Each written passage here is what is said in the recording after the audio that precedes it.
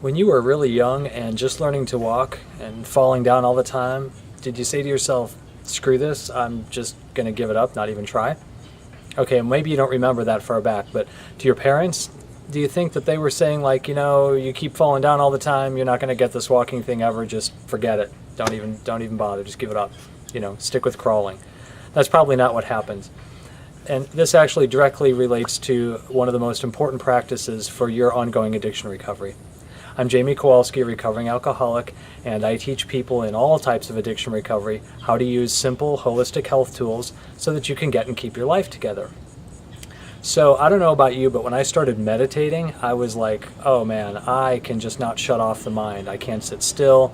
I have no idea how I'm supposed to, sit here for 20 minutes and just go, and be in total bliss and quiet and shut my mind off. And luckily I had some really good teachers who helped me see over time, because I had a lot of resistance to this. I'm like, no, I got to do it right. I hear meditation is so important for people who are successful in recovery that I want to do it right. So I just need to zen out, right? I need to shut off the mind and just have everything be even keel and balanced. Well, that's not the way that it happens. And so these teachers kind of helped me understand, Jamie, just do little bits at a time, right? We can't shut off the mind even for long periods of time. Even very practiced meditators have a struggle doing this. We need to accept what goes on, like I accept traffic going by here. When I'm meditating, I got to accept that my mind is on a thought train and it goes off and it's like, oh, what's for lunch? And I need to go to the grocery store later, and a meeting tonight, and suddenly I'm in Never Never Land. It's like, oh, crap, I'm meditating, that's right.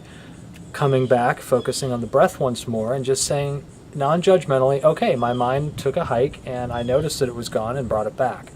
Kind of like if you ever have gone to the gym, you don't walk in there expecting to bench press 300 pounds, or you don't, if you're an exercise, person, you don't just say, oh, I'm going to go run a marathon.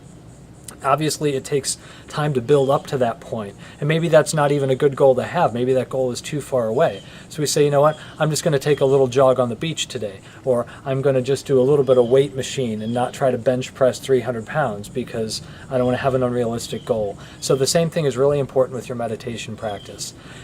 You don't even have to sit. You don't even have to close your eyes. Just find a little bit of quiet, come deeply into your belly breath, and focus on what it feels like to breathe. And when your mind wanders away, just notice that that's happened. Say, all right, my mind's gone off reservation. And that's what they do. When it happens, come back to the breath and keep focusing. And when the mind goes off again, do it again. And just like a muscle builds over time when we're in the gym, and just like, if you're a runner, that distance and endurance will build over time, your meditation practice will slowly build over time. But I advise you to just let go of having a specific goal, let go of having the need to do it perfectly. Just like when you were a kid, you weren't like, forget this walking thing, I'm never going to get it. And nobody who was encouraging you along that path said, screw it, you're hopeless. Okay, bring your meditation practice that same gift of acceptance and one day at a time, one moment at a time, one breath at a time philosophy so that you can keep going with it. So please go ahead and scroll down, give me a comment or a like. Check out Growing Balance on Facebook.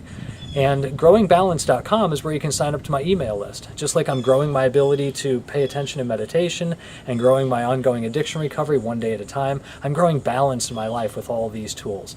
So head on over to growingbalance.com, offer me your email. I'd love to include you in the videos and other education that I share.